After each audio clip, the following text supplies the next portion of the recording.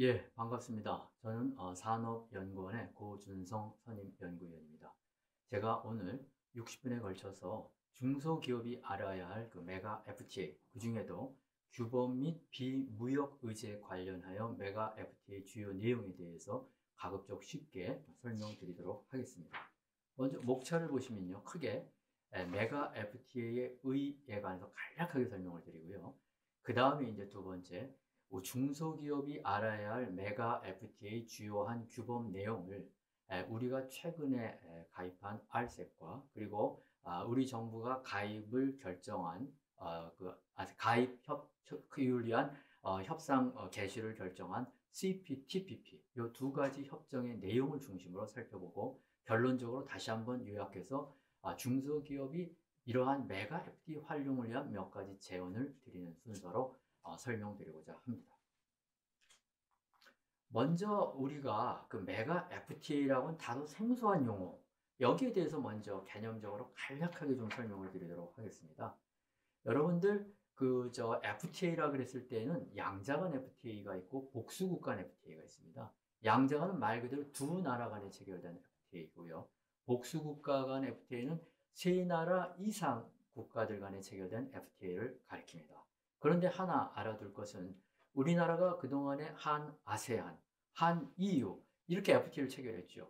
그 체결 국가의 수를 보면은 EU는 지금 현재 기준으로 27개, 아세안은 10개 국가이죠. 그럼 이건 분명히 양자를 넘어선 것처럼 보이지만 우리나라의 입장에서는 그와 같은 아세안, 그 다음에 EU가 하나의 실체가 되기 때문에 사실은 우리 입장에서는 양자간 FTA로 분류가 되는 겁니다. 자, 이제 먼저 그 개념을 여러분이 이해하셨다면 그 다음에 메가 FTA는 또 뭐냐 했을 때 사실은 여기에 대한 어떤 법적 개념 같은 건 없어요. 그렇지만은 우리가 세계 경제 규모가 큰 한 4위까지의 국가, 예를 들면 미국, EU, 중국, 일본, 이걸 우리가 거대 경제권이라고 하는데 이 중에 나라가 참여한 FTA, 이제 이런 걸 우리가 말하자면 이제 그 효과가 그만큼 클 수 있기 때문에 이제 메가 FTA라고 분류하는 겁니다.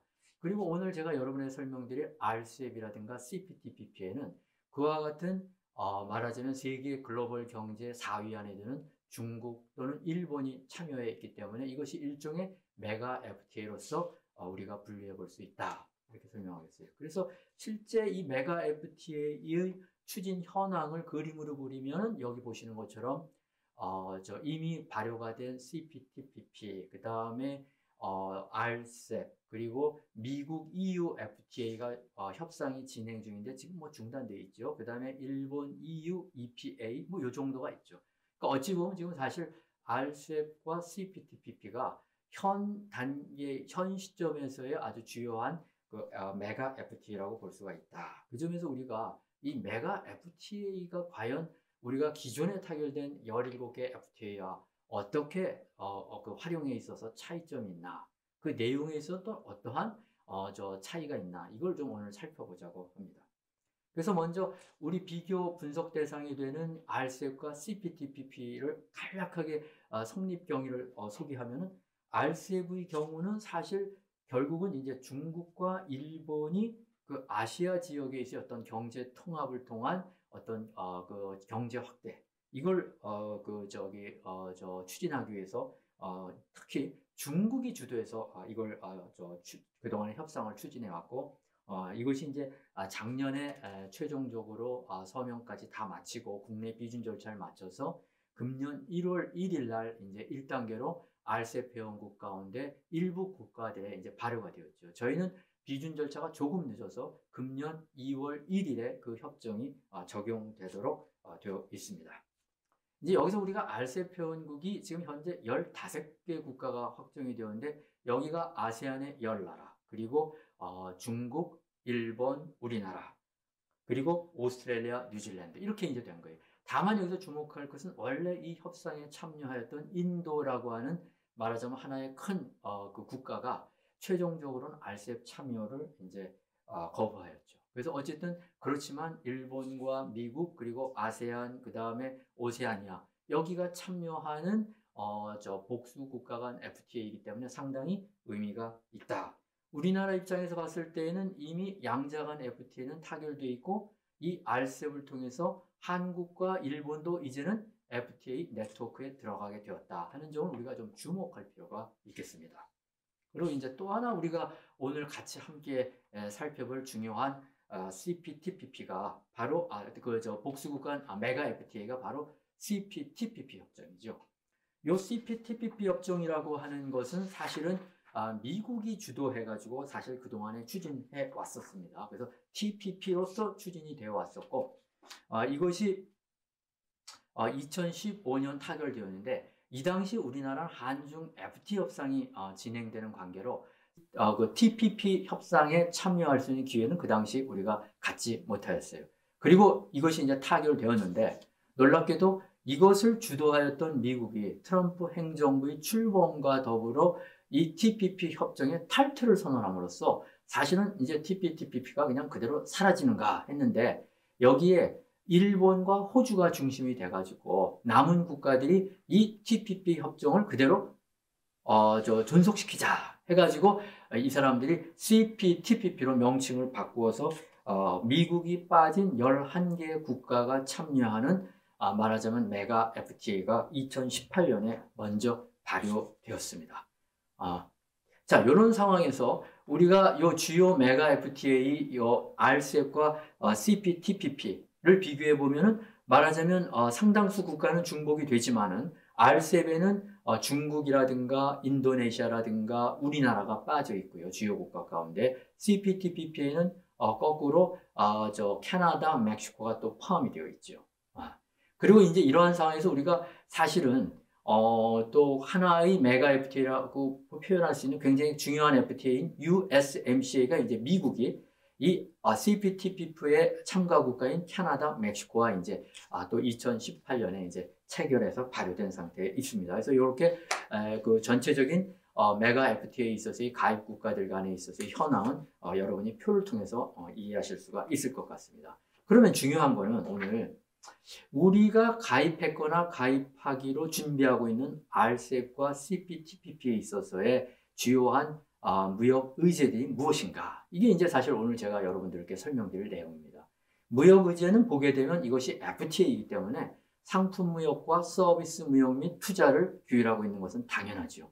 근데 여기서 우리가 하나 눈여겨볼 것은 그 상품 무역 챕터에서 이 원산지 규정 및 품목별 원산지 규정이라고 하는 게 있죠. 그래서 여러분도 상식적으로 FTA가 가져오는 가장 큰 혜택은 FTA 체약국 간의 상당 부분이 상품 무역의 관세가 철폐되는 것인데, 그와 같은 무관세 혜택을 누리기 위해서는 그 개별 FTA에서 규정된 품목별 원산지 규정을 충족해야만 되지 않습니까? 그런데 이 품목별 원산지 규정과 관련해 가지고 그 RCEP과 CPTPP에서는 굉장히 중요한 그 어떤 조항이 발견이 되는 거예요. 그게 이제 누적 조항이라고 합니다. 그래서 요건 제가 다시 바로 이 전반적인 개황 설명에 이어서 조금 더 구체적으로 설명을 드리도록 하겠어요. 그 다음에 통관 절차와 관련해서도 중요한 어떤 규정이 포함이 되어 있습니다.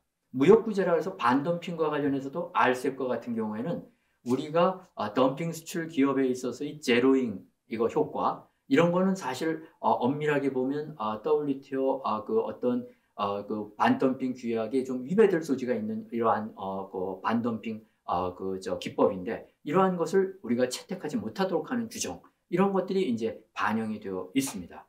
그리고 여기 보시면 표준 기술 규정 및 적합성 평가 절차, 우리가 흔히 말하는 무역에 대한 기술 장벽, 이것도 RCEP과 CPTPP에서는 기존의 WTO 관련 규정에 비해서 보다 더 무역을 자유한 쪽으로 규정이 포함이 되어 있어요. 그래서 이런 내용들에 대해서 오늘 여러분들께 간략하게 좀 소개를 드리도록 하겠습니다. 그리고 추가로 여기 비무역 의제라고 하는 것은 앞에 두 가지가 상품 무역과 서비스 무역이라고 하는 트레이드에 관한 무역 자유를 규정하고 있다면, 이 비무역 의제는 그 자체는 무역이 아니에요. 그런데 이것이 실제 무역과 관련되어 일어났을 때 발생할 수 있는 무역 장벽적인 요소를 완화하거나 제거하기 위해서 추가적으로 그러한 규범을 그러한 협정에 도입한 겁니다. 여기에 우리가 눈여겨볼 게 전자상거래에 관한 규정. 근데 뒤에 다시 설명하겠지만 이것은 단순한 전자상거래가 아니라 디지털 무역에 관한 규정이라는 점에서 여러분들이 좀 이 규정에 대해서 굉장히 좀 숙지할 필요가 있다. 이해할 필요가 있다. 이렇게 강조하고 싶습니다. 그리고 정부 조달도 말하자면 요 메가 FTA 두 협정을 통해서 추가적 개방이 물론 CPTPP에 국한되지만 일어났고요. 그리고 그 밑에 이제 정부 지배 공기업과 같은 경우는 CPTPP에 처음으로 이제 규정이 도입된 것이기 때문에 도대체 뭔가 이 내용이 이걸 좀 여러분들한테 간략히 설명을 드리고 오도록 하고 그 밖에는 보게 되면은 뭐 협력, 경쟁력, 그 다음에 개발, 또 중소기업이라는 챕터가 따로 도입이 되어 있어요.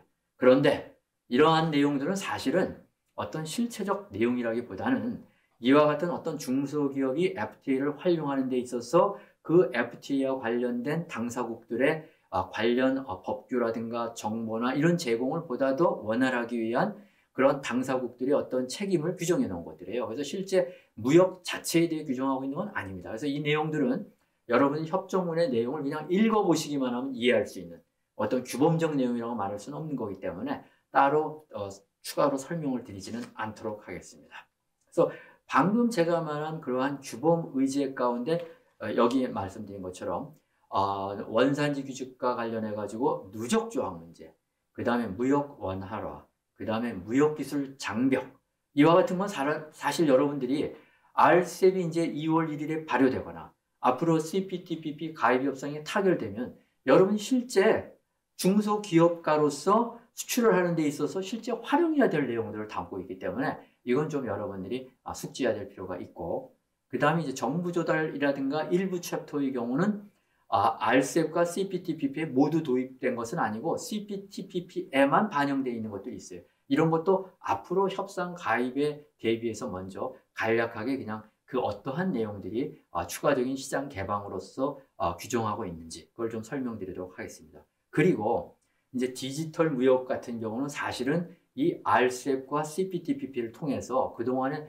단순한 전자상거래를 넘어서 데이터 기반한 어떤 무역에 있어서의 자유화를 촉진하게 한 규정을 담고 있기 때문에 우리가 지금 현재 디지털 전환 시대에 살고 있어요. 그러니까 중소기업으로서도 이와 같은 디지털 무역 규범이 어떠한 식으로 메가 FTA를 통해서 도입되고 있는지 알아야 될 필요가 있고요. 그리고 이제 아까 말씀드린 것처럼 공기업 규제가 도대체 FTA에서 왜 하냐? 이제 그 배경을 좀 여러분한테 설명을 드리고 그럼 누가 영향을 받느냐? 이것도 간략하게 설명드리도록 하겠습니다. 그래서 이게 전체적인 큰 그림을 말씀을 드렸고 이 말씀드린 몇 가지 주제 여기 보면 누적 조항, 무역 원활화, 무역 기술 장벽, 디지털 무역, 정부 조달, 정부 지배 공기업 요 의제별로 어떤 것은 간략하게 개념 중심으로 어떤 것은 조금 더 구체적인 어떤 내용들을 제한된 시간에 좀 설명드리고자 합니다. 그래서 먼저 이 누적 조항이라고 하는 건 사실은 저 말고 여러분들이 다른 특강 강사분을 통해서 원산지 규칙 시간을 통해서 또 개념은 설명을 드릴 거예요. 그런데 이게 사실은 산업적 관점에서 보게 되면은 우리가 이번에 2월 1일 발효받게 될 적용되게 될 RCEP이라든가 그 다음에 CPTPP가 제가 모두에 말씀드린 것처럼 복수국 간 FTA이면서 메가 FTA이면서 동시에 누적 조항을 또 도입하고 있기 때문에 이 누적 조항의 도입이라고 하는 것이 이번 그 두 가지 우리와 직접적 관련이 있는 협정과 관련해서 그 어떤 수출 효과가 있지 않을까 저는 그렇게 개인적으로 기대하고 있기 때문에 이 조항에 대해서 조금 더 좀 구체적으로 설명을 드리고자 합니다. 그래서 누적 조항이라고 하는 거는 사실은 아시겠지만 원산지라고 하는 것이 그 체약 당사국 안에서 어떤 원료가 사용되고 공정이 이루어졌을 때 그 나라의 원산지를 지위를 갖게 되는 거잖아요. 그런데 다른 체약 당사국에서 이루어진 것에 대해서는 같은 FTA라는 관점에서 그 원산지를 인정을 해 주는 것이에요. 그때 그 원산지를 인정해 주는 법적 틀이 바로 뭐냐? 누적이라고 하는 것이죠. accumulation.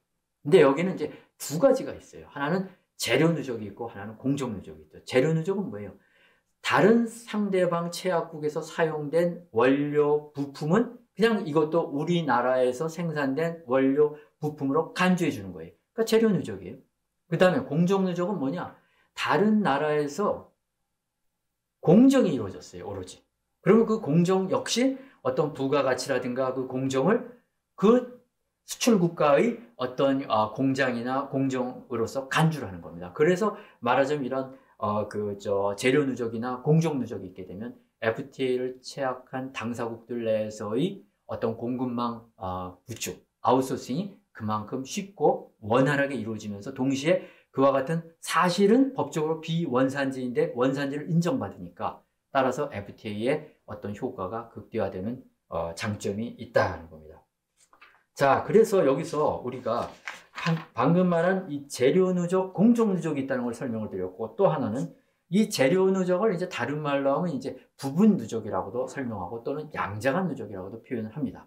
그렇지만 이제 이것은 쉽게 여러분들한테 이야기해서 우리나라가 아닌 다른 나라에서 사용된 체약국에서 만들어진 재료나 부품을 썼어도 이것은 원산지로 인정이 되는 기준이구나, 그렇게 이해하시면 되는 것이고, 그 다음에 그 완전 누적이라고 하는 것은 그러한 공정이 이루어진 것 역내에서 그것도 역시 원산지를 인정하는 것으로 간주가 된다. 이것은 일종의 부가가치 기준으로서 말하자면 인정이 되는 측면도 포함이 되어 있다. 그래서 어찌 보면은 공정 누적에 가게 되면 사실은 뭐예요? 이것은 누적이 어떻게 보면 완결된다고 볼 수 있어요. 그래서 이걸 완전 누적이라고 표현하기도 합니다. 자, 그리고 여기서 하나 더 메가 FTA와 관련해 갖고 이번에 우리가 알아둘 게 있어요. 양국 누적이 있고 다국 누적이 있어요. 양국 누적은 뭐예요? 양자간 FTA에서 결국 우리가 누적을 받을 수 있는 대상은 몇 개예요? 딱 2개밖에 없는 거예요. 상대방 하나밖에 없어요. 우리가 EU하고는 EU 실체 하나밖에 없어요. 그런데 다국 누적으로 가게 되면 누적을 받을 수 있는 대상이 3개 이상으로 늘어난다는 거예요. 자, 그래서 이 다국 누적이 중요한데 이 다국 누적이 적용되기 위해서는 사실은 어떠한 FTA가 되냐면 아까 제가 앞에 설명했죠. 복수국 간 FTA가 된다. 그럼 우리나라가 그동안에 복수국 간 FTA가 있었느냐? 없었다고 말했잖아요, 제가. 아세안, 한, EU 다 이거는 우리 입장에서는 양자였다고 제가 얘기했어요. 그런데 이번에 RCEP은 몇 나라예요? 15개 나라죠? 거기는 아세안이 개별 국가로 참여한 거예요. 그러니까 우리 입장에서는 국가가 몇 개가 있는 거예요? 14개가 있는 거예요. 그럼 우리나라가 누적을 활용할 때 어느 정도냐? 그 재료 누적을 사용할 수 있는 나라가 14개가 기다리고 있는 거예요. 공정 누적을 사용할 수 있는 나라도 14개가 기다리고 있는 거예요. 아까 아세안은 몇 개예요? 하나라고 제가 말씀드렸죠. 네, 하나라고. 그래서 이와 같은 양국 누적과 비교해서 이러한 다국 누적이라고 하는 것은 사실은 수출 기업 입장에서 굉장히 큰 기회를 제공하여 준다 하는 겁니다. 그래서 여기서 우리가 다국 누적이라고 하는 걸 설명드릴 수 있는 좋은 예가 RCEP은 15개죠? 그럼 우리나라가 일본에서 어떤 원료를 수입해다가 우리나라에서 만들어가지고 베트남에 수출한다? 그랬을 때 그것이 한국산으로 인정을 받을 수가 있게 되는 거예요. 영내산으로 인정을 받아서 우리가 무관세로 일본에서 해당되는 그 RCEP의 원산지 특례 규정에 따라 무관세를 받고 또 우리나라가 다시 또 RCEP에서 인정되는 PSR에 따라서 또 원산지를 인정받아갖고 무관세로 또 다른 제3의 RCEP 회원국에게 상품을 수출하여도 그 무관세 대우가 계속 연장해서 우리가 갈 수가 있다는 것이죠. 그러니까 우리로서는 말하자면 RCEP 회원국 내에서 공급망이라든가 생산망이라든가 그다음 수출 국가를 무관세 대우로서 수출할 수 있는 그 대상이 아까 말한 것처럼 단순히 한 아세안처럼 그냥 10개지만 하나에게만 인정되는 것과 달리 이것은 14개 국가를 쪼개어서 다 인정이 되기 때문에 실질적으로 그 효과는 상당히 확대된다. 그래서 이 점에 있어서 여러분들이 이 누적 조항과 관련해 갖고 복수국 간 FTA에 따른 다국 누적이 적용되고 동시에 여기에 RCEP과 CPTPP에서는 재료 누적이나 또는 공정 누적이 거기에 포함이 되어 있기 때문에 이걸 일체적으로 활용함으로써 우리가 공급 사슬과 관련해서 굉장히 유리한 어떤 기회 요인이 우리에게 주어진다. 그래서 사실 이러한 누적 규정 도입에 따른 효과는 사실은 글로벌 밸류 체인이라든가 그 영내 국가의 공급 사슬망에 따라서 산업이라든가 품목에 따라 차이는 있을 수밖에 없는 거죠, 당연히. 그러니까 이러한 우리가 RCEP이라든가 향후 CPTPP가 발효하기에 앞서서 어떠한 산업에서, 어떠한 품목에서, 어떠한 국가에서 원산지를, 그 원료를 조달해서 또 어느 국가에서 생산 공정을 가지고 어떠한 국가를 영내에서 타깃으로 수출하는 효과가 가장 좋은지에 관한 이런 조사를 통해서 그러한 어떤 비즈니스 모델을 만들어 놓는다면 RCEP과 CPTPP는 우리 중소기업에게 굉장히 중요한 새로운 무관세를 활용한 말하자면 어떤 수출 기회의 효과를 줄 수 있다. 그래서 이러한 점에서 봤을 때에는 우리 연구원에서는 섬유나 의류, 전자산업 이건 뭐예요? 부품이 굉장히 다단계로 이루어진 어떤 산업이란 말이에요. 이런 쪽에서 이러한 누적 조항을 RCEP의 15개 회원국들 간에서 활용해서 영내의 다른 국가에 무관세 대우로 수출할 수 있는 기회. 이건 뭐 섬유나 의류나 전자산업에 국한된 건 아닙니다. 아까 말씀드린 화장품과 같은 것도 존재하는 거예요. 화장품과 같은 경우 우리나라 경쟁력이 있는데 일본에서 일부 경쟁력이 강한 부품을 무관세로 우리가 수입을 해서 우리나라에서 가공 공정해갖고 이것이 한국산 일본의 원료도 우리나라 원산지로 인정을 받을 수 있다고 아까 그랬죠. 재료 누적에 의해서. 그리고 이걸 우리나라에서 가공한 것도 또 이러한 우리나라 원산지로서 인정을 받아갖고 뭐 다시 제3의 베트남과 같은 RCEP 회원국에게 수출하거나 또는 중국에게 수출하거나 이런 식의 어떤 비즈니스 모델을 생각해 볼 수가 있지 않느냐 하는 얘기입니다. 그래서 이번에 말하자면은 우리가 RCEP이라든가 CPTPP와 관련해 가지고는 보시는 것처럼 먼저 RCEP의 경우는 가공 누적은 RCEP과 CPTPP가 모두 해당이 되고요. 재료 누적의 경우는 RCEP과 CPTPP에 해당이 되는데 결국 아까 재료 누적을 뭐라 그랬어요? 부분 누적이라고 그랬죠. 그래서 RCEP의 경우는 현재 다국 누적이 적용됨과 동시에 재료 누적까지는 우리가 활용할 수 있는 기회가 지금 확보가 된 거예요. 그리고 RCEP 협정에서는 그 다음에 가공 누적, 아까 말하는 완전 누적에 대해서는 향후 협정이 발효된 이후에 검토하도록 되어 있기 때문에 현재 2월 달에는 당장 활용할 수는 없지만 언젠가 규범화돼서 그와 같은 가공 누적 기준도 활용할 수 있는 때가 올 거다. 이렇게 말씀드릴 수가 있겠고. 그 다음에 CPTPP는 우리가 이제 협상을 지금 가입을 준비하고 있는 건데 여기에 가입하게 된다면 다국 누적 이외에 재료 누적 그리고 가공 누적까지가 협정에서 일체로 규정이 되어 있기 때문에 어떻게 되면 우리가 완전한 다국 누적을 말하자면 CPTPP 회원국의 11개 국가 간에 우리가 활용할 수 있는 기회가 주어진다. 그 점에서 굉장히 주목할 필요가 있다. 이렇게 설명드릴 수가 있겠습니다. 그래서 이와 같은 경우에 있어서 우리가 누적과 관련된 걸 표로 만들어 봤으니까 보시면 알겠지만은 그동안에 우리가 체결한 FTA에 있어서 부분 누적이라고 하는 것은 있었어요. 그렇지만 다 포함되어 있었어요. 그렇지만 여기 맨 오른쪽에 보면 다국 누적이라고 하는 것은 RCEP과 CPTPP가 처음이다. 자, 그리고 우리가 RCEP의 경우에는 다국 누적이면서 재료 누적, 부분 누적까지 도입됐기 때문에 그 활용 효과가 크다고 말했는데 이것은 뭐예요? 앞으로 가공 누적이라고 하는 완전 누적도 도입하도록 예정되어 있다. 그다음 CPTPP는 이미 규정이 되어 있다. 그렇기 때문에 CPTPP 경우는 어찌 보면은 이 누적 조항과 관련해서 우리가 메가 FTA로서 굉장히 활용의 효과가 큰 주목해야 될 어떤 제도적인 변화다. 저는 이렇게 개인적으로 설명드리고자 합니다. 그 다음에 이제 요거에 관한 구체적인 조항을 제가 자료에서 설명을 했어요. RCEP은 부분 누적을 규정하고 있다. 공정 누적은 향후 도입하도록 예정하고 있다. 그 다음에 이제 CPTPP는 누적 조항에 공정 누적도 규정하고 있고 부분 누적도 규정하고 있다. 그렇기 때문에 사실은 CPTPP 경우는 우리가 가입해서 발효되게 됐을 때에는 그와 같은 공급망 사슬 이용에 있어서 중소기업이나 우리 기업들에게 굉장히 큰 기회를 줄 수 있는 규정이다. 이렇게 설명드릴 수 있겠습니다. 그 다음에 이제 무역 완화라고 하는 것은 이건 사실은 이제 WTO 무역 완화 협정이 발효가 되었기 때문에 사실은 그 내용이 RCEP에서 다시 재확인하고 있는 겁니다. 그래서 여기서 우리가 RCEP과 관련해 가지고 우리가 좀 눈여겨볼 것은 뭐가 있냐면 여기 보시면 RCEP 규정에서는 무역 완화 협정에서 규정된 게 뭐냐면 관세 법령과 통관 절차가 일치되도록 하자.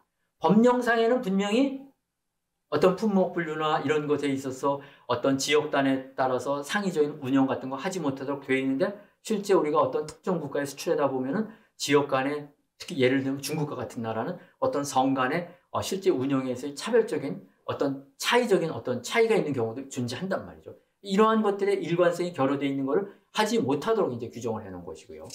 자, 그 다음에 이제 여기서 중요한 거는 이번에 RCEP 협정에서는 특별히 무역 원활화를 위해서 간소화된 통관 절차를 채택하도록 규정했는데 이 적용 대상이 뭐냐? 부패성 상품은 신선, 건조 또는 냉장한 농산물에 대해서 통관 절차 지연이라고 하는 것이 뭐예요? 굉장히 심대한 비관세 장벽이 될 수 있단 말이죠. 왜? 상품의 신선도가 상실되기 때문에. 그래서 이제 여기에 대해서 RCEP 협정은 어떻게 규정하냐면 WTO 무역 완화례 협정은 최대한 신속하게 하라 이렇게 규정해 놨어요.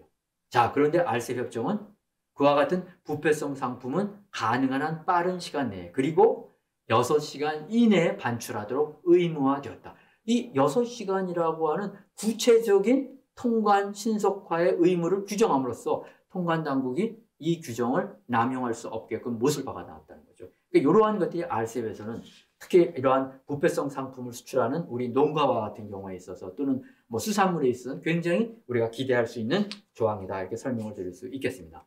선적전 검사라고 하는 것도 우리가 WTO의 선적전 검사 협정이 있지요. 이것이 사실은 뭐예요? 실제 선적 물품과 선적 서류가 일치하는지를 확인하는 거예요. 이건 사실은 위장된 수출을 단속하기 위한 건데 주로 이제 외화의 밀반출 수단으로 이것이 이용되어 왔기 때문에 근데 선진국의 경우는 사실은 어떤 투명성이 많이 확보되어서 이러한 것을 요구를 하질 않죠. 근데 개도국가 같은 경우가 이러한 외화의 밀반출 수단으로서 일종의 가공 수출을 활용하기 때문에 이용을 하는 경우이기 때문에 이제 이러한 것들을 어떻게 하는 거예요? 선적전 검사를 통해서 가급적 하지 못하도록 규제하는 것이죠. 왜? 선적전 검사가 있는 것은 그만큼 통관의 절차가 그 검사 인스펙션만큼 어떻게 돼요? 이거 프리시먼트 인스펙션만큼 지연되는 거거든요. 그러니까 이러한 것을 가능한 한 하지 못하게 하거나 아니면 하더라도 최소화하도록 하는 규정들이 우리가 이번에 RCEP 규정에서도 규정을 한 겁니다. 그래서 특히 RCEP에서는 품목 분류라든가 관세 평가와 관련해서 선적전 검사를 못하도록 아예 명문화시켜 놓았다는 얘기예요. 아시겠죠? 자, 그 다음에 이제 일시 반입 관련해가지고 RCEP 협정에서는 컨테이너나 팔레트의 일시 반입에 관한 규정도 도입이 되어 있습니다. 여러분, 물건을 수출하다 보면 그것이 컨테이너에 담아서 다른 수입 국가의 수입항에 들어옵니다. 그 컨테이너는 그것도 자체가 물건이에요. 그리고 컨테이너 안에 보게 되면 물건을 선적하기 위해서 일종의 깔판들이 있어요. 이 깔판을 우리가 팔레트라고 하는 거예요. 그럼 이러한 컨테이너 팔레트도 일단은 들어오는 거 아니에요, 통관 지역을. 그래서 이것도 물품으로 해가지고 여기에 대한 무슨 관세라든가 기타 무슨 통관 절차가 적용된다면 사실은 이건 불필요한 통관 절차죠. 이런 것들을 하지 못하고 대신에 일시 반입해서 다시 반출될 수 있도록 이런 규정들이 말하자면 RCEP 협정에서 아예 명문화했다. 이런 규정이죠. 이러한 것들이 이제 어쨌든 RCEP 협정에서 무역 통관 절차의 신속화를 위해서 도입된 규정입니다. 그 다음에 이제 또 설명을 드릴 거는 무역기술 장벽, 이 TBT와 관련된 거예요. 사실상 우리가 수출 기업을 상대로 코트라에서 해마다 조사를 합니다. 여러분들이 관세 이외에 수출에 장애가 되는 비관세 장벽이 무엇입니까? 하고 설문조사를 하면 해마다 가장 많이 그 수출 기업들이 응답하는 비관세 장벽이 뭐냐? 무역에 대한 기술 장벽, TBT다. 그 비율이 어느 정도냐? 그게 35%가 넘어요. 거기다 SPS라고 농산물에 대한 검역 절차까지 합치면 이것 두 가지 일종의 기술 규제 장벽이 50%를 넘습니다. 그러니까 이것이 어떻게 보면 수출 기업 입장에서는 굉장히 큰 수출에 있어서의 어떤 배리어, 장벽으로 작용하고 있다 하는 거예요. 우리나라 수출분 가운데 중국에 수출하는 화장품 같은 경우는 그 화장품의 제품의 안전성 인정을 받는데 한 1년이 걸려요. 그러면 1년이라고 하는 제품의 안전성이라고 하는 게 무역기술 장벽의 바로 뭐예요? 적합성 검사 절차라고 하는 거예요. 근데 여기에 1년이 걸린다는 건 유행성 상품에 있어 1년은 뭘 의미하는 거예요? 상품성을 상당 부분 상실하는 거예요. 그러니까 이런 절차에 대해서 어떻게 하면 좋겠어요? 그러한 상품의 수입을 통한 정상적인 어떤 수출 효과를 저해할 수 있는 어떠한 기술 규제가 그렇게 운영되지 않도록 해야 되는데 이걸 어떻게 하는 거예요? 바로 FTA 안에 규정하는 겁니다. 그래서 이 FTA에서는 우리가 무역기술 장벽에 관한 챕터가 상당히 중요하게 다뤄지고 있는 거예요. 물론 여러분들이 알고 있는 것처럼 WTO에 무역기술 장벽 협정이 있습니다. 그런데 그 규정이 현재의 어떤 TBT를 규제하는 데에는 그 규범이 좀 약하다는 얘기예요. 그러니까 FTA에서는 어떻게 하는 거예요? 그걸 보다 강하게 규제하겠다는 거예요. 그러니까 쉽게 말하면 수입국이 자신들이 가지고 있는 기술 규제 권한을 통해서 수입품의 통관이나 유통을 저해할 수 있는 측면의 요소를 최소한으로 줄여놓겠다 또는 없애겠다는 의도이죠. 그래서 이제 CPTPP를 예를 들어서 좀 설명을 드리면은 적합성 평가라는 게 뭡니까? FTA를 취약한 국가의 국내에 있는 물품이 어떠한 자신들이 규정한 표준이라든가 기술 규정을 제대로 충족했는지를 실제 시험에서 검사해서 평가하고 거기에 따른 시험 성적 결과 인증을 발급하는 절차란 말이에요. 이건 분명히 필요한 절차예요. 그런데 문제는 이러한 적합성 평가 절차를 수입품이 통관돼서 유통되는 거에 장애가 됨으로써 결과적으로 뭐예요? 수입을 억제하는 쪽으로 보호무효주의적으로도 활용될 수가 있고 실제 자국의 경쟁 기업의 상품을 국내 시장에서 보호할 수 있는 수단으로서 이러한 기술 규제를 활용하는 국가들이 일부 있다는 겁니다. 특히 개도국이라든가 중국과 같은 나라가 이게 좀 심각하죠. 그래서 아까 제가 말씀드린 것처럼 우리 수출 기업들이 아세안이나 중국 시장 진출의 가장 큰 애로가 이러한 정당한 기술 규제가 수입품을 막는 어떤 보호주의 수단으로 사용되는 것에 대한 불만이 가장 많다는 거예요. 이걸 그러면 어떻게 메가 FTA 하나인 CPTPP에서는 규제했느냐? 그랬을 때 먼저 투명성이라고 하는 것을 규정을 통해서 적합성 평가 규정을 말하자면 강화한 겁니다. 예를 들면 뭐냐? 여러분 이러한 적합성 평가를 수행하는 기관은 수입국 안에도 있지만은 수출국에도 있는 거예요.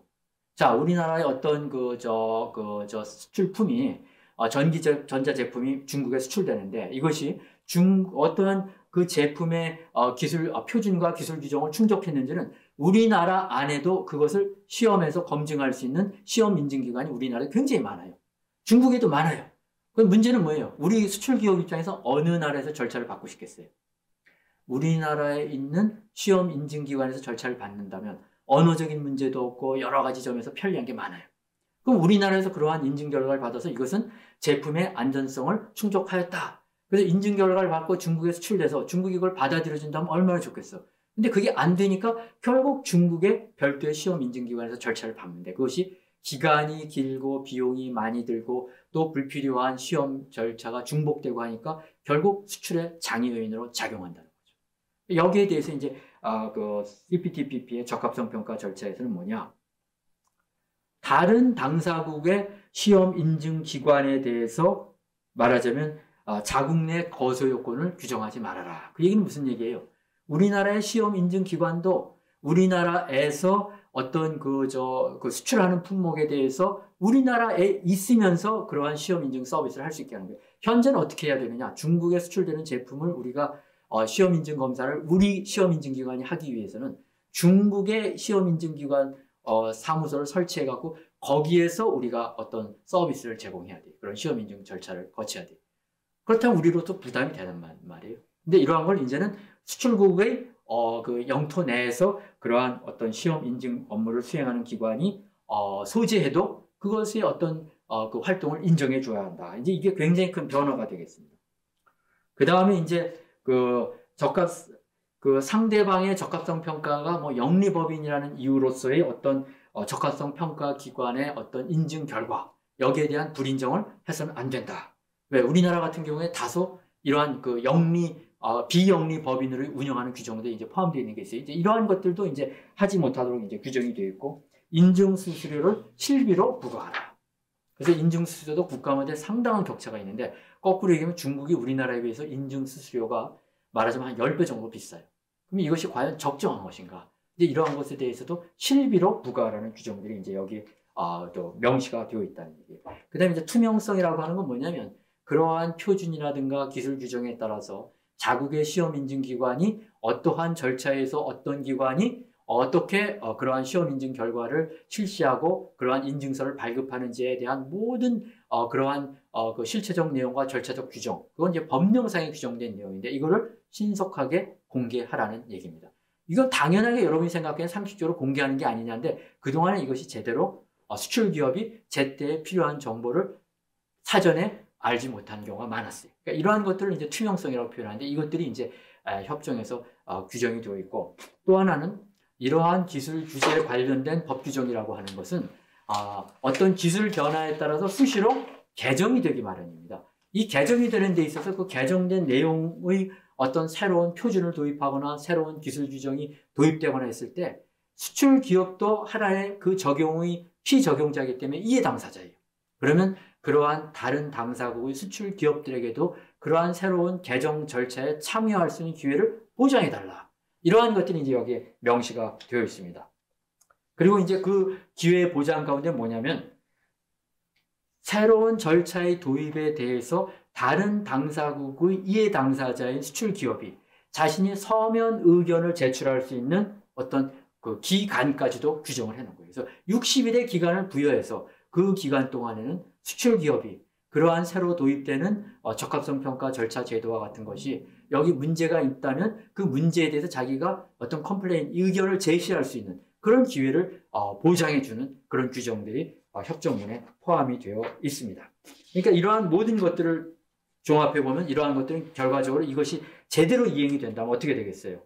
수출 중소기업의 입장에서는 앞으로 이러한 TBT라고 하는 무역기술 장벽에 따른 어떤 시간이나 비용이라든가 정보 입수라든가 그 다음에 어떤 투명한 운영에 있어서 그만큼 자신들의 이익이 침해되는 것을 줄일 수 있는 그러한 어떤 안전장치가 마련될 수 있다. 이렇게 말씀을 드릴 수가 있겠습니다. 그리고 이제 아까 CPTPP 경우에는 정말 주목해 봐야 될 것이 뭐냐면 시험 인증기관과 관련해서 이제는 상대방 수입국가의 시험 인증기관 절차 이외에 우리나라에 있는 시험 인증기관 절차를 이용할 수 있는 어떤 기회도 열려 있다. 이건 수출기업 입장에서 굉장히 아주 효과가 큰 건데 물론 지금 CPTP가 우리가 아예 가입되어 있지는 않지만 이것도 우리가 상당히 주목해 볼 필요가 있는 어떤 제도의 변화 가운데 하나이다. 이렇게 말씀을 드릴 수 있겠습니다. 자, 그 다음에 이제 제가 디지털 무역 장벽과 관련된 내용을 좀 설명을 좀 드리도록 하겠습니다. 이게 이제 디지털 무역 챕터라고 하는 것이 이제 뭐냐? 여러분도 알지만 오늘날 우리가 디지털 전환 시대에 살고 있죠. 그래서 우리가 그동안에는 전자상거래에 대한 어떤 무관세 대우라든가 전자상거래의 원활화를 위한 여러 가지 규정들은 말하자면 기존의 FTA에서도 일부 도입이 잘 되어 있었어요. 자, 그런데 여기서 오늘 제가 설명드린 RCEP이라든가 CPTPP에서의 디지털 무역 챕터라고 하는 것은 기존의 전자상거래의 내용을 넘어서 뭐냐? 데이터의 국경 간 이전의 보장에 관한 내용을 규율하는 내용입니다. 그럼 여러분 데이터의 국경 간 이전이라는 게 좀 생소할 수 있을 거예요. 자, 그게 뭐냐? 그래서 사실은 이 데이터의 국경 간 이전의 보장에 관한 내용을 규정하는 새로운 FTA의 규정을 가리켜서 우리가 그걸 디지털 무역 챕터로 표현하는 겁니다. 물론 어떤 그 CPTPP는 아직은 전자상거래라고 되어 있어요. 근데 내용에는 그것이 엄연하게 데이터의 국경 간 이전의 내용이 사실 핵심 내용으로 규정이 되어 있어요. 그리고 이러한 데이터의 국경 간 이전이라고 하는 디지털 무역 규범을 주도하는 나라가 누구겠어요? 그건 바로 미국이라고 하는 거예요. 왜? 미국은 자신들이 세계적인 글로벌 디지털 기업을 가지고 있어요. 여러분 알지만 넷플릭스라든가 아마존이라든가 구글이라든가 페이스북이라든가 이런 것들이 다 글로벌 쉽게 말하면 디지털 기업이에요. 근데 이 기업들이 잘 보세요. 뭘 수출하는 겁니까? 상품이 아니에요. 이 사람들이 수출하는 게 바로 다 전자 문서 형태의 콘텐츠나 또는 아예 그런 콘텐츠도 아니고 그냥 데이터 자체의 이전을 가지고 서비스를 제공해서 그렇게 엄청난 매출과 수익을 창출하는 기업들입니다. 그러니까 우리가 분명히 서비스를 수출했고 그 대가로 천문학적인 수익을 올리는데 그것이 바로 우리가 뭐냐? 우리가 디지털 서비스라고 하는 거예요. 그러면 이러한 미국의 디지털 기업이 그러한 인터넷 온라인 플랫폼을 통해서 그러한 수익을 전 세계에서 국경을 넘어서 미국 안이 아닌 전 세계 국가를 상대로 돈을 벌기 위해서는 뭐가 필요하냐? 데이터의 국경 간 이전이라고 하는 게 전제가 돼야만 되는 거예요. 간단히 예를 들자면 중국은 이러한 데이터의 국경 간 이전이 그동안에 어떻게 됐어요? 불허되었죠.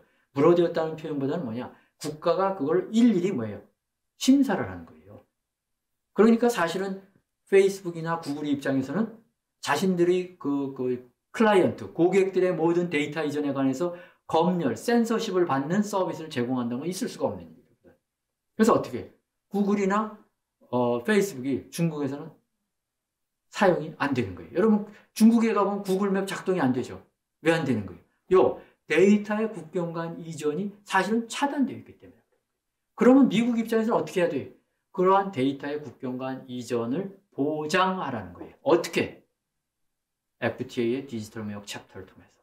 그래서 사실은 이것이 FTA 규정된 건 RCEP과 그다음에 CPTPP가 이제 비로소 규정한 것이고, 미국은 그 이후에 이제 USMCA라든가 그다음 미일 디지털 무역을 통해서 이러한 디지털 무역 규범의 내용을 보다 더 높게 강화하는 겁니다. 강화한다는 건 뭐예요? 미국 입장에서 그러한 디지털 기업의 글로벌 서비스가 보다 더 자유롭게 이루어질 수 있도록 하는 거예요. 자, 이러한 내용이 이제 RCEP과 뭐예요? 그 다음에 CPTPP에 들어왔는데, RCEP은 사실은 그 수준이 좀 낮아요. 그럼에도 불구하고 규정은 되어 있어요. CPP는 그래도 형태로서 디지털 무역 규범의 어떤 형태를 가지고 있어요. 그러니까 이것은 여러분들이 좀 숙지할 필요가 있는 것이다. 그리고 미국이 앞으로 추진하는 FTA에서는 이 디지털 무역 규범을 적어도 USMCA나 미일 디지털 무역 협정으로 강화하는 게 미국이 현재 FTA 협상 또는 무역 협상에서 가장 큰 프라이오리티, 우선 과제다. 이렇게 설명을 드릴 수 있겠습니다. 그래서 이러한 CPTPP와 RCEP에서는 그런 내용을 어떻게 규정하고 있는가? 이거 자체가 뭐 내용이 큰데 요지만을 설명드리자면 이거예요. 먼저 아까 제가 온라인 그 전자상거래는 기본이라 그랬죠.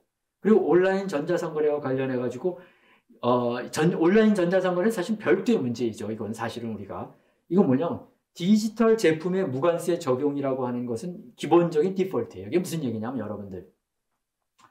여러분이 어떤 영화 프로그램을 음악을 다운받고 거기에 대한 대가를 지불한다. 그럼 거기에 대해서 관세를 부과하느냐 안 하느냐. 여러분이 CD가 우리나라에 수입될 때, DVD가 우리나라에 수입될 때는 굉장히 높은 관세를 부과받아요. 그런데 내가 DVD라는 물체를 사는 게 아니라 그냥 인터넷을 통해서 DVD를 다운을 받았다. 제작자로부터. 그리고 그 피를 뭐 20불을 줬다, 10불을 줬다. 그럼 거기에 대해서는 관세를 부과하지 않게 약속이 되어 있어요. 이걸 이제 확인하는 거예요. 자, 이게 이제 우리가 디지털 제품에 대한 무관세다. 이건 근데 사실은 오늘날의 디지털 전환에서는 이건 상당히 초보적 단계예요. 오늘날은 이제는 콘텐츠를 굳이 다운로드 받을 필요가 없는 세상에 와버린 거예요. 여러분들은 여기서 디지털 무역에서 굉장히 중요한 건 말이죠. 바로 여기 나와 있는 국경 간 데이터 이동 보장이라는 거예요. 그럼 그게 뭐냐? 아까 얘기했잖아요. 데이터의 국경 간 이동이 뭐냐? 이 데이터라는 건 여러분이 넷플릭스를 제가 예를 들면 여러분이 쉽게 이해가 갈 거예요. 자, 여러분들이 옛날 같으면은 헐리우드의 영화를 볼 때 과거 20년 전에 DVD를 수입돼서 그걸 사서 봤어요. DVD 플레이어가 있어야만 됐어요. 이때는 뭐예요? 상품이에요. 그리고 거기 관세를 받았어요. 굉장히 높은 관세를.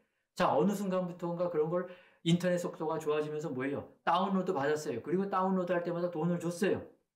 자, 어느 순간부터인가는 넷플릭스가 출연했어요. 오래되지도 않았죠, 이거. 넷플릭스가 출연한 다음에 어떻게 된 거예요? 스트리밍 서비스예요. 이건 다운로드를 받지 않는 거예요, 여러분들. 그냥 실시간으로 그냥 접속해서 자기가 그냥 시청하는 거예요. 하다가 중간에 바쁘면 스톱해놓고 다시 와서 보고 그래요. 이거는 어떤 다운로드 개념 자체가 존재하지 않아요. 나는 그냥 접속했고 그걸 시청할 뿐입니다. 이때 그 데이터라고 하는 문화 콘텐츠는 이미 스트리밍 서비스를 통해서 엄청난 데이터가 우리나라에 여러분 SK가 됐든 LG가 됐든 KT를 통해서 여러분이 서비스 받는 거예요. 자, 그리고 또 하나. 여러분이 넷플릭스를 사용하다 보면은 다음에 가입해서 들어갈 때 이상하게도 그 엄청나게 많은 콘텐츠 가운데 내가 보고 싶은 걸 찾아야 되잖아요, 원래는. 그런데 이상하게 다음 딱 들어가면 여러분이 보고 싶을 만한 걸 추천해 준단 말이죠. 그럼 그 사람은 무슨 기준에 의해서 여러분들한테 그와 같은 보고 싶은 어떤 드라마나 영화를 추천해 줍니까? 그 고객이 그동안에 접속해서 본 그 프로그램을 분석을 해갖고 이 사람의 취향을 분석한 다음에 그 취향과 유사한 드라마 콘텐츠를 추천해 주는 거예요. 그럼 대개 그 사람이 그걸 또 즐겨보게 돼 있어요. 그래서 이러한 것들은 뭐예요? 여러분이 그와 같은 넷플릭스를 이용하면서 사용된 정보예요. 그럼 무슨 정보입니까? 그게 퍼스널 인포메이션이라고 해요. 개인 정보죠. 그 개인 정보도 사실은 뭐예요? 데이터예요. 퍼스널 데이터일 뿐이지. 그러면 사실은 그 개인 정보는 함부로 쓰면 안 되는 거예요. 여러분 이용 정보이기 때문에. 일종의 이건 프라이버시거든요. 일종의 여러분이 개인 정보라고 아까 말씀드린 것처럼. 자, 그런데 이거를 가지고 어떻게 하냐면 아까 추천하는 걸 한단 말이죠. 그리고 그것이 소비자로 하여금 그 서비스의 이용도를 높여주는 거예요. 그러니까 사실은 오늘날의 온라인 플랫폼에 의해서 제공되는 서비스라고 하는 것은 단순한 콘텐츠를 제공하는 것뿐만 아니라 그 콘텐츠 이용자의 기호와 필요를 콘텐츠 서비스 제공자가 분석해서 추천까지 해주는 거예요. 거긴 아까 말한 것처럼 개인정보를 기반으로 한 겁니다. 여러분들 따라서 추천되는 영화는 전혀 다르잖아요. 어떤 사람은 다큐멘터리를 좋아하는 사람이 있고 어떤 사람은 코믹을 좋아하는 사람이 있고 그러니까 그 취향에 따라 전혀 다른 프로그램이 여러분이 접속하게 되면 뜨게 되는 거죠. 이건 개인정보에 기반한 거예요. 그 개인정보라고 하는 퍼스널 인포메이션 데이터에 그 서비스를 제공하기 위해서는 그 데이터가 어디에서 어디로 갔어요? 여러분이 우리나라에서 나는 넷플릭스를 이용했는데 그건 어디서 분석한 거예요? 넷플릭스 본사가 있는 캘리포니아에서 분석해갖고 여러분한테 제안하는 거죠. 그러니까 여러분이 개인정보가 이미 크로스보더 국경을 넘어갔다는 얘기예요. 여러분 관계없이.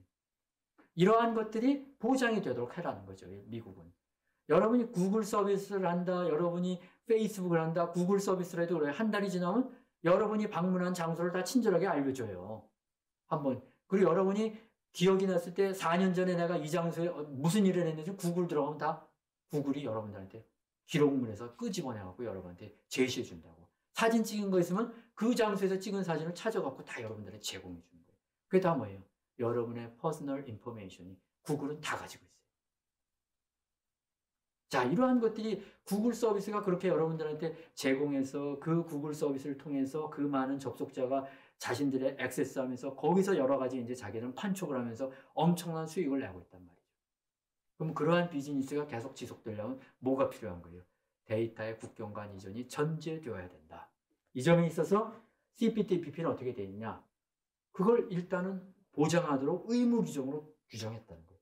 만일 중국이 CPTPP에 가입하게 된다면 중국의 기존의 국경 간 어떤 데이터 그 이전에 관한 검열 정책이 포기하는 걸 의미하는 겁니다.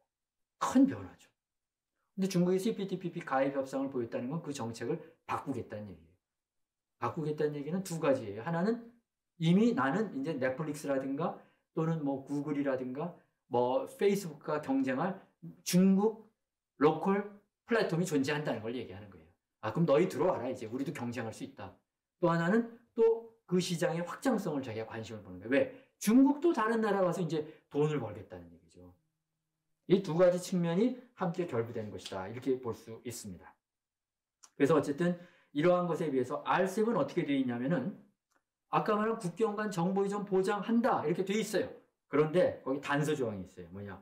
당사국이 정보 이전에 관한 독자적인 규제 요건을 부과할 수 있다. 규제 요건을 부과하면서 사실상 개인 어떤 정보의 이전을 규제할 수 있는 어떤 재량 여지를 규정해 놓고 있거든. 그러니까 RCEP에 따르게 되면 미국 입장에서 만약 RCEP을 보게 될 때 이거는 미국 기업의 어떤 비즈니스 모델을 상당히 제약받을 수 있는 규범이다. 이렇게 우리가 평가할 수 있다는 거예요.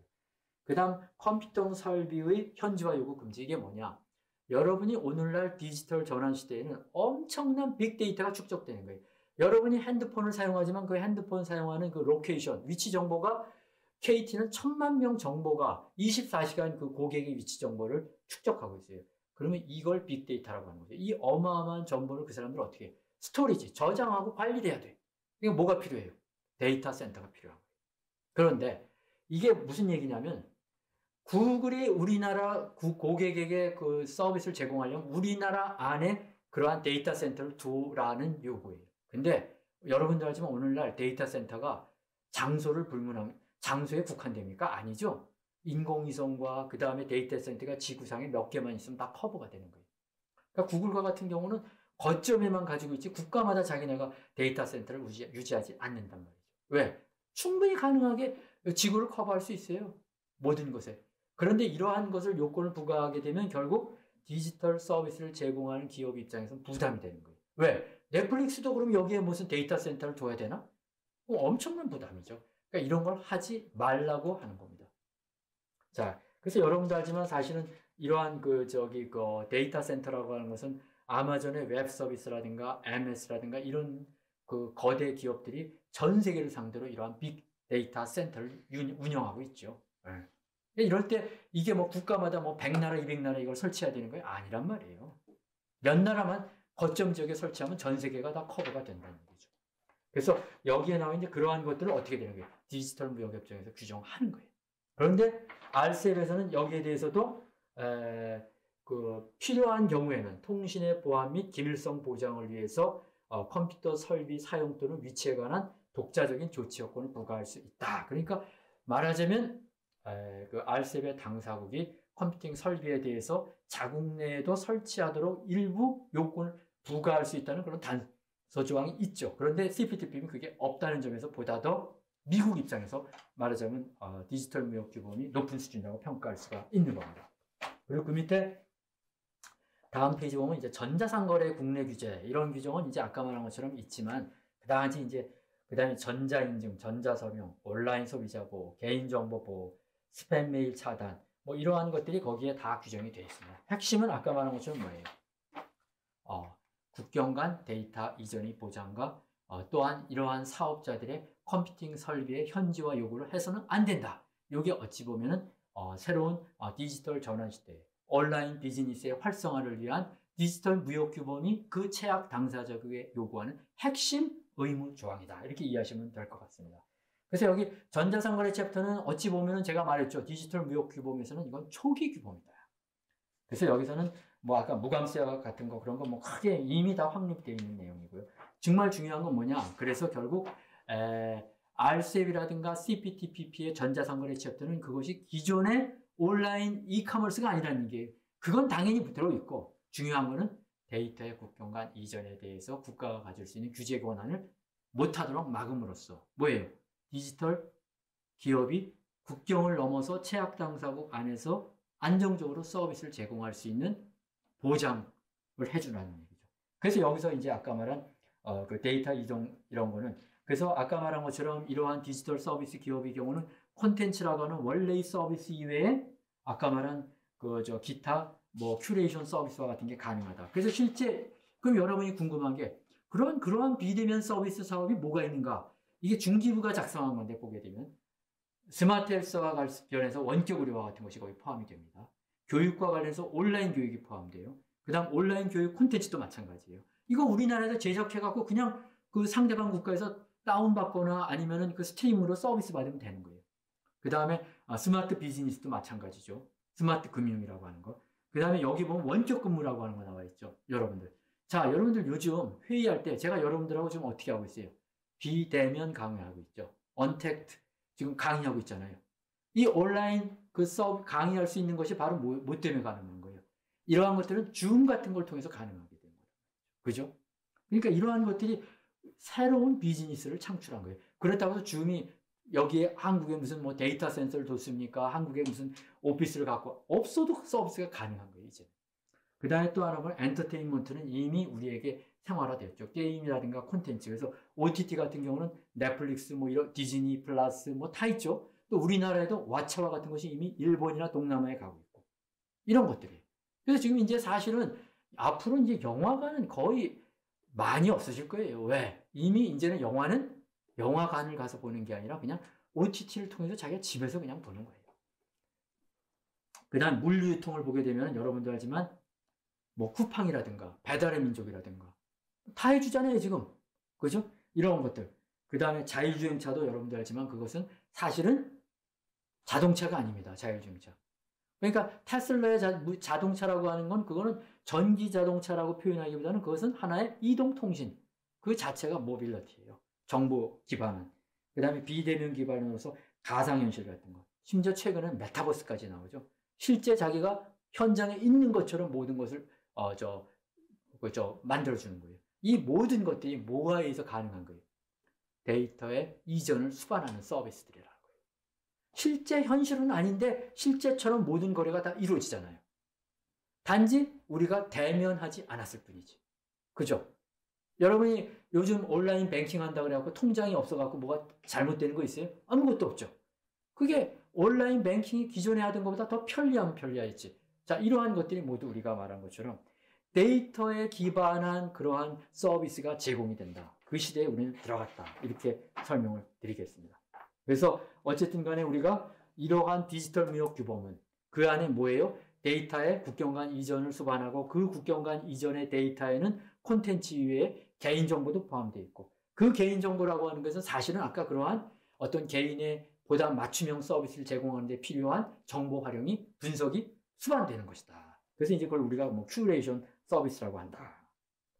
그래서 이제 이러한 것들이 여러분 중소기업 경우도 앞으로 수출을 할 때 이제는 바이어를 직접 만나고 하는 게 아니라 어찌 보면 앞으로 수출 상담도 이런 온라인이라고 하는 것, 그 다음 메타버스 공간을 통해서 이루어지고 전시 공간도 이제는 물리적 공간이 아닌 그런 어떤 가상 공간을 통해서 이루어지는 시대가 올 거예요. 그리고 이미 부분적으로 와 있죠. 그게 바로 가능하게 되는 게 디지털 무역 규범이다. 그렇게 여러분은 이해하시면 될 것 같습니다. 그 다음에 정부 조달과 관련된 내용에 대해서는 아시겠지만 이 표를 통해서 간략하게 제가 좀 설명을 드리겠어요. 정부 조달이라고 하는 것은 여러분도 알겠지만은 원래 시장 개방이 예외 영역이죠. 왜? 정부가 구매자로서 활동하는 거기 때문에. 그래서 이러한 정부 조달은 별도의 정부 조달 협정을 가입한 당사자들에게만 그 시장 개방 의무가 주어져 있죠. 그것이 이제 WTO 정부 조달 협정이고 그것이 2014년에 개정이 되어서 적용이 되고 있어요. 자, 거기까지는 좋습니다.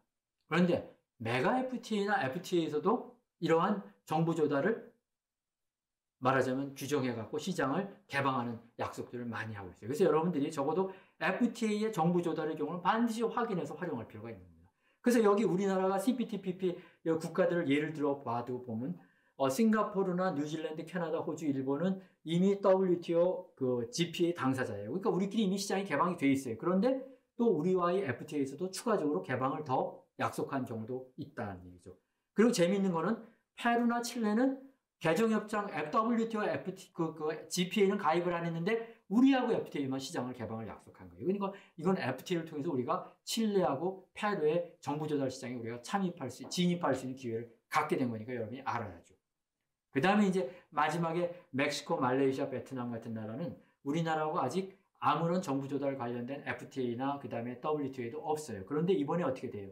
만일 우리가 CPTPP에 가입하게 된다면 이 국가들과의 관계에 있어서 적어도 정부 조달 시장이 추가적으로 개방되는 효과를 가질 수가 있다 말씀드릴 수 있겠습니다. RCEP 경우는 참고적으로 말씀드리면은 RCEP 경우는 정부 조달에서는 추가적인 시장 개방 약속은 하고 있는 게 없어요. 그러니까 RCEP은 달리 추가적인 정부 조달과 관련해서 우리가 변화된 내용은 없다. 현재로서는 그렇게 이해할 수 있겠습니다.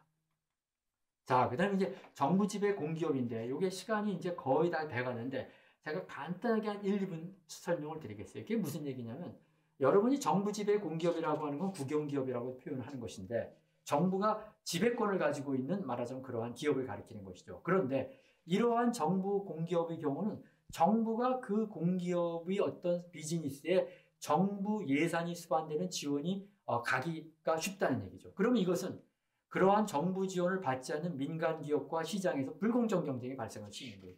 이걸 미국이 어떻게 돼 있어요? 시정하겠다는 거예요. 그래서 미국이 주도한 그 CPTP, 그 당시 TPP죠. TPP에서 정부 조달, 정부 지배 공기업 챕터를 처음으로 도입을 해서 규정한 겁니다. 그래서 뭘 규정했느냐? 자, 말하자면 정부 지배 공기업이라는 국영기업에 대해서는 말하자면 정부가 일정한 비상업적 지원을 제공하는 것에 대해서 하지 못하도록 규정을 해놓은 거예요. 여기서 이제 하나 흥미로운 거는 제조업과 관련해서는 일체의 어떤 비상업적 지원 제한을 막았는데 서비스업과 관련해서는 뭐냐면 해외 진출에 대한 또는 국경 간 서비스 공급에 대한 지원에 대한 비상업 지원만 그것을 하지 못하도록 막아놓은 겁니다. 자, 그러면 여러분들이 우리나라의 정부 지배 공기업은 몇 개 있는 줄 아세요? 한 340개가 있어요. 근데 그 중에 이것들 가운데 제조업 공기업이 몇 개가 있나 조사를 해봤더니 거의 없어요. 화폐공사, 조폐공사 빼고는. 뭐 담배인상공사 이런 건 이제 민영화가 됐단 말이에요. 그러니까 없어요. 나머지는 다 보면은 서비스 공기업이에요. 그럼 서비스 공기업에 대한 CPTPP가 가입됐을 때 우리가 눈여겨볼 사항은 뭐냐? 그러한 그 뭐 마사회라든가 인천공항공사라든가 이 모든 우리나라가 가지고 있는 공기업들이 뭐예요? 그 다음에 공항공사 이런 것들이 해외 사업을 가게 된다는 걸 전제하게 되면 정부 지원 받는 거에서 규제를 받을 수 있다. 그것이 중요한 포인트입니다. 무슨 말씀인지 알겠죠? 자, 그것이 이제 우리가 향후에 CPTPP 가입을 하게 되면 우리가 제한을 받을 수 있는 규제다. 그리고 거기에 대해서는 우리가 사전에 그러한 어떤 제한이 있다는 걸 인식하고 기존의 어떤 지원 관행에 대한 개선이라든가 이것이 필요하다. 자, 이제 결론적으로 이제 FTA 활용 지원 재원에 관한 것을 요약을 보게 되면은 결국 우리가 RCEP나 CPTPP라고 하는 거는 복수국 간 FTA라는 것이 굉장히 중요한 포인트고요. 그렇기 때문에 여기서 누적 조항과 관련해서 다국 누적을 우리가 활용할 수 있는 기회를 가진다. 그럼과 동시에 또 RCEP은 거기서 재료 누적을 인정하고 있는데 재료 누적과 다국 누적이 결합될 때는 그 누적의 활용 효과가 그만큼 커진다. 심지어 CPTPP의 경우는 가국 누적까지도 인정이 되기 때문에 재료 누적과 가국 누적 플러스 다국 누적을 활용하면 우리가 수출 중소기업 입장에서는 공급망 구축이라든가 원료 조달에 있어 굉장히 유연성을 가지고 무관세 대우로서 제품을 수출할 수 있는 기회가 열리기 때문에 중소기업 입장에서는 이 다국 누적 조항에 대한 관심을 가질 필요가 굉장히 있다. 이 얘기를 설명드렸어요. 실제로 우리가 다국 누적 조항이 굉장히 우리에게 기대 효과가 큰 거는 우리나라의 수출 구조가 RCEP에 참여한 국가들 가운데 중간재 수출 비중이 굉장히 우리가 높은 나라예요. 중간재라는 게 바로 뭐예요? 부품이라든가 가공에 사용되는 거란 말이에요. 그러니까 그만큼 우리나라는 이러한 누적 조항을 활용할 수 있는 수출 규제를 가지고 있고 여기에 있어서 다국 누적이나 누적 조항이 일종의 그러한 수출 효과를 배가시켜주는 어떤 효과를 가질 수 있기 때문에 여기에 상당히 주목할 필요가 있다. 이렇게 말씀을 강조드리고 싶고 끝으로 아까 디지털 무역 규범이라든가 그 정부 지배 공기업이라든가 이런 새로이 도입되는 규범에 대해서는 특히 디지털 무역 규범에 대해서는 앞으로 우리가 디지털 전환 시대에 비대면 서비스가 더욱 활성화되고 확대될 것이기 때문에 여러분 중소기업들도 그러한 비대면 서비스의 활용에 대한 어떤 협정상의 규정에 대해서는 그것을 이해하고 활용하는 것이 필요하지 않나 저는 그렇게 생각됩니다. 자, 제 강의를 마치도록 하겠습니다. 감사합니다.